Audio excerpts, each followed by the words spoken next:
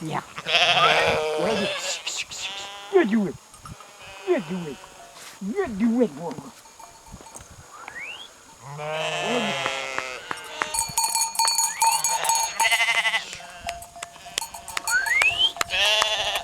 Go.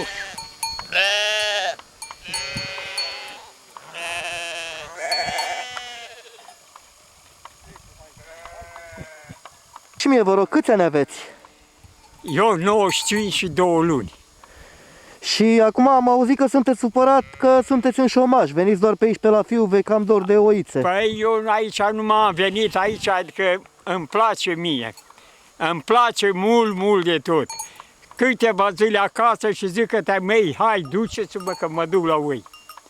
Și mie, vă rog, și cum vă simțiți în șomaj acum, șomer la 95 de ani? Domnule dragă, eu în șomaj acum mă simt foarte prost.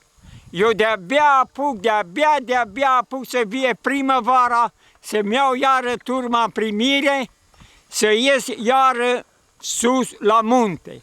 Că eu, asta mi-a fost viața mea. Eu am și născut la munte, pe mine m-a născut maica mea lângă vârful lui Pătru. Domnule dragă, eu acum șomajez numai de 2 luni. Și că postul meu s-a desfințat. Că eu am fost la berbeci. Berbecii pe toamnă au intrat în montă și, repet, postul mi s-a desfințat.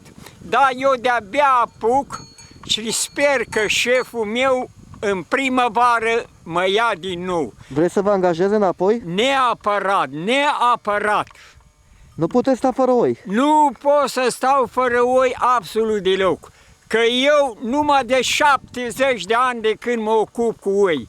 Nu anul la rând, dar nu a trecut de 70 de ani niciun an ca să nu fac barea în 5-6 luni, 3, 4, 10 luni dacă n-a fost anul.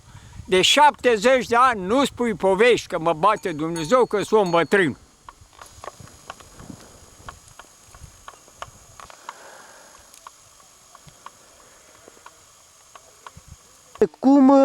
Ce au zis oamenii când au văzut că v-ați dus la 95 de ani să intrați în șomaj?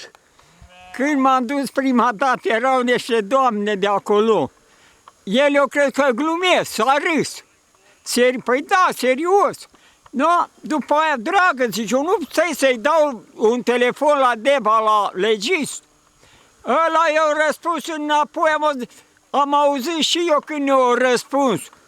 Că zice, bine, Doamne, ești nebun, ai nebunit, ce ai la 95 de ani acum să ție șomajul?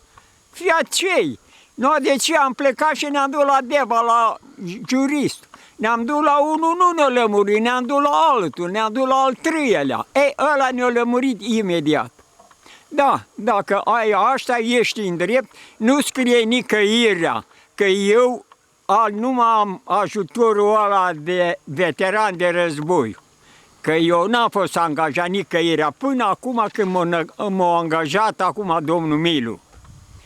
Și apă așa de ce am început, apă până mi le-am adunat toate, o dura vreo săptămână. Până m-a dus că eu sunt născut la Șugag.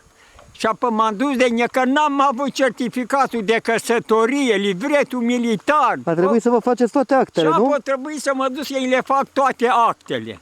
Și apă le-am făcut și apă după ce am intrat și acum pe 23 luna asta mă duc să iau primul șomaj. Și vă duce să vă vizați carnetul de șomer, nu? Da. Pe 23 mă duc să-i pui ștampila și apă pot să ridic banii. Că mi-a făcut card și banii iau de pe card.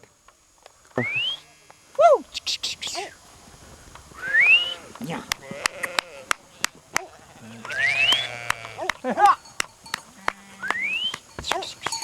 Ready?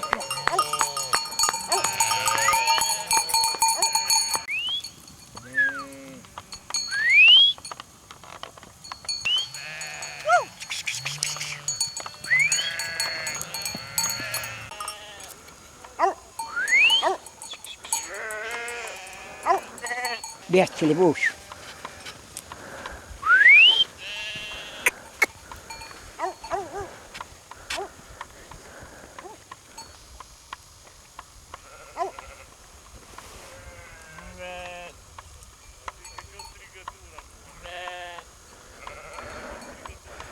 Și spuneți-mi și mie, cum vă simțiți aici la munte, dacă de 70 de ani cu asta vă ocupați, cu creșterea oilor?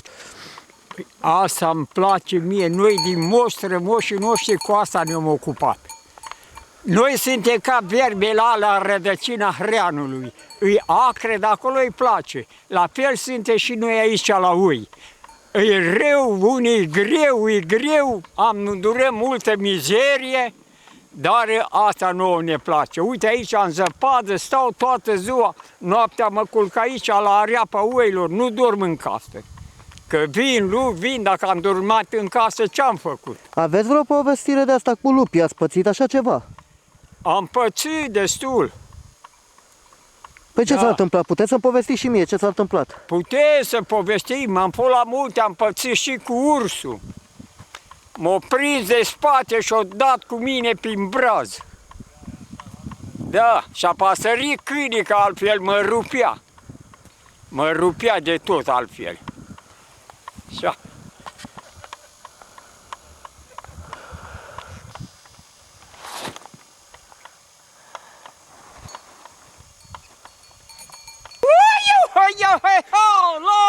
La măgura, nu mai ești cu mândra. Păi câte mândre în braț a strâns, toate după mine râs. Păi de te strânge și pe tine și tu mere după mine. Vă simțiți acum la 95 de ani? Eu sper, după părerea mea, că mă ajută Dumnezeu de fac suta.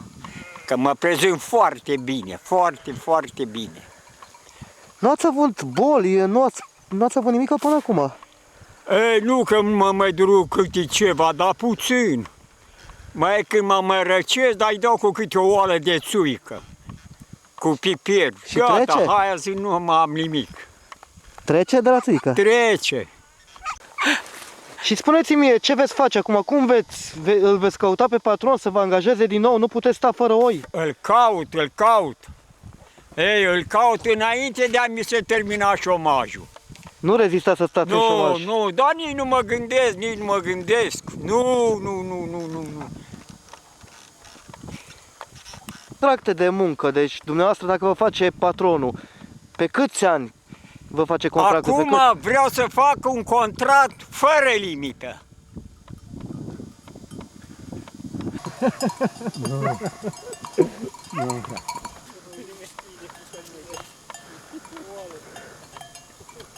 Cai.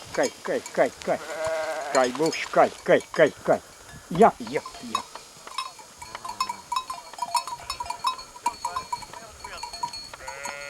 Spuneți-mi, ați venit, acum ați văzut fiul, ce veți face? Veți lua legătura cu patronul să reveniți înapoi la muncă?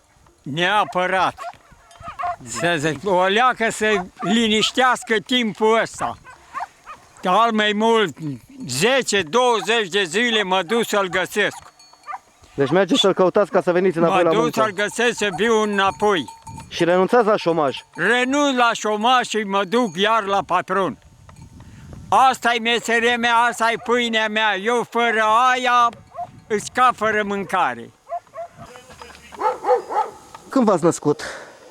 Eu m-am născut în 17. În anul 1917. 17. Și aveți și buletinul să... Avem buletin aici, uite aici buletinul.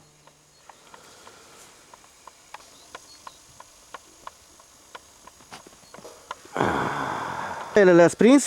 Le-am prins.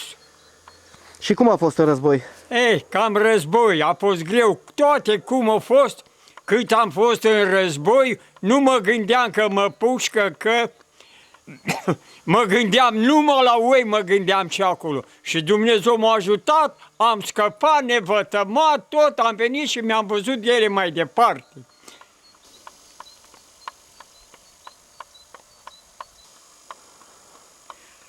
Lucru, unde este? Aveți carte de muncă? Da, am carte de muncă, da. Uite, la 91 de ani mi-a făcut carte de muncă, uite-o aici.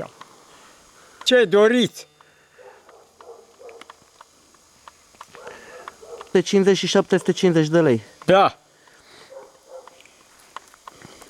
Și cum Cum v-au privit oamenii când v-ați dus să vă angajați la 91 de ani? Păi când m-au văzut prima dată la etatea asta, auziseră de mine, păi ce-i bătrânul ăla, ce să fac cu el? Când m-au văzut, nu-i venea să creadă că am nu atâția ani.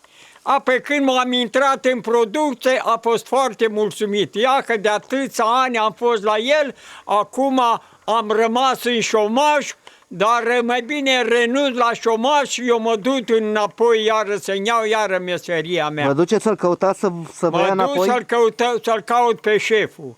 În timpul ăsta de zăpadă rău, nu pot, aș pleca, cât de iute aș pleca și mă duc să-l caut.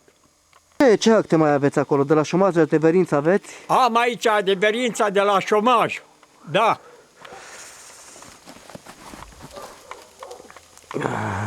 Șomaj. Băi, ori în ce caz, să treacă că nu poți umbla, că e timpul ăsta rău acum, dar renunț la șomaj și mă duc la serviciul meu. E mai bine cu carte de muncă, Mai nu? bine cu carte de muncă. Mie îmi place să muncesc zi și noapte ca la oi acolo, ca stâlpul la gard, toate vânturile, toate ploile, dar mie acolo îmi place. Acolo mi-o ținut mie de am ajuns la 95 de ani, dar eu sper să trec de 100 după unde curajul care l-am. Unde v-ați născut? Eu m-am născut în comuna Șugag, județul Alba Iulia. Acolo am trăit 70 de ani. Și banii cum îi luați acum? Ei, banii e foarte ușor acum, că uite aici am cardul. Numai mă duc și îl bag acolo la cutie și odată ne-a scos banii. Da? Da. Dar nu vreți banii așa, vreți salariul, nu vreți șomajul, nu? Apoi șomajul ăsta, dacă l-am, mă duc să-l iau, dar altul nu crezi de mă mai duc, că mă duc la serviciul meu. Mergeți la serviciu, nu mai vreți să Mă duc stați la acasă. serviciul meu. De-abia aștept acum la primăvară să ne întâlnim iarăși, să veniți când mă duc la patron ca să intru iar în serviciu, să bem o țuică, să mâncăm o carne proaspătă la ceun, la retezatul, care e cu mult mai gust ca aici. Ați venit? Venim la primăvară. Da, la primăvară, da. Până la cât vreți să lucrați? La fără limite. Eu lucrez fără limite de aici încolo. Și mai vreți șomaj? Nu mai vreau niciun șomaj. Nu-mi mai trebuie șomaj. Nu, eu învăț de serviciul meu acolo. E mai bun retezatul ca șomajul lor. Și mie, vă rog frumos, cum s-a ajuns? Cum a ajuns acel cioban de 95 de ani la dumneavoastră să lucreze la dumneavoastră și acum să fie în șomaj? Pentru că omul spune că nu mai vrea să mai rămână. Ne puteți spune povestea? Da, deci Deci cum s-a întâmplat? în anul 1986 acest moș Ștefan, care era și atunci bătrân, venea în zona districtului Câmpușel, unde lucram eu în acea perioadă, și ne aducea alimente, brânză, miei, și noi dădeam la rândul lui pâine și alte alimente care să-și ducă la stână. Făceam de fapt un schimb de produse. După mulți ani mă sună la telefon și îmi spune: sunt Moș Ștefan. Eu știam un Moș Ștefan, dar nu mă așteptam să mai trăiască. Și am zis: păi care Moș Ștefan? Cel care era în coile, în piule, în retezat. Păi Moș Ștefan, păi mai trăiești? Păi face cum să nu? Faceam o rugăminte să mă angajați și mie băiatul, că e cioban în Spania. Așa i-am angajat băiatul și după un an de zile, el avea atunci 89 de ani, după un an de zile vine la mine, avea 90 de ani și face: dar nu m-a angajat și pe mine. L-am angajat. În prima fază am zis: băi, Nea Ștefane, pe cât facem contractul? A zis: păi 10 ani garantez, adică până la 100 de ani. Și acum, după 5 ani de zile, aproape 5 ani de zile, fiind o iarnă grea, am zis: hai să-l dau pe Moș Ștefan în șomaj. Probabil a fost cel mai vârstnic șomer din lume, la aproape 95 de ani, să mergi la șomaj. Cei de la Călanu ne s-au dus și au zis: băi, Nea, dumneata, glumești cu noi, cum să fii în șomaj? Dar el avea dreptul la șomaj. E, acum ce credeți? M-am trezit în zăpezile ăștia că s-a dus la Fiuso, acolo unde cu oile, și m-a sunat și a zis: domne, când pot să vin din nou la muncă? Pentru că nu vreau să mai stau în șomaj, vreau să vin la muncă. Și așa că i-am promis că acum, de la Paști, o să întrerupă șomajul și va veni din nou să lucreze la firmă. Am văzut că se ține foarte bine, deci merge, vorbește, coerent, se ține foarte bine. Cred că este singurul om din lume care la această vârstă este și șomer și lucrează. Păi, vedeți dumneavoastră, sunt alții de 20 de ani care fug de lucru și ar sta cât de mult în șomaj. El la 95 de ani vrea să întrerupă șomajul și să vină din nou la lucru, pentru că de fapt ceea ce face cu plăcere și exact cum zicea el, face, domne, când vine primăvara și mă duc cu oile în retezat, simt că crește ficatul mine. Deci el face un lucru cu plăcere, l-a făcut o viață întreagă, în cei 95 de ani are 20 de ani dormiți în pat, a mâncat sănătos și e un om sănătos. Bineînțeles, și în acest an, dacă totul este în regulă, va fi cu oile în retezat. Turiștii care merg acolo se vor întâlni cu el în zona Grunză-Noaga, unde avem pășunea concesionată și unde an de an el a fost cu oile. Deci îl veți reangaja, cu siguranță. Cu siguranță i-am promis și nu poți, mai ales la un om în vârstă, să nu te ții de promisiune. Desigur, va începe din nou lucru începând din aprilie.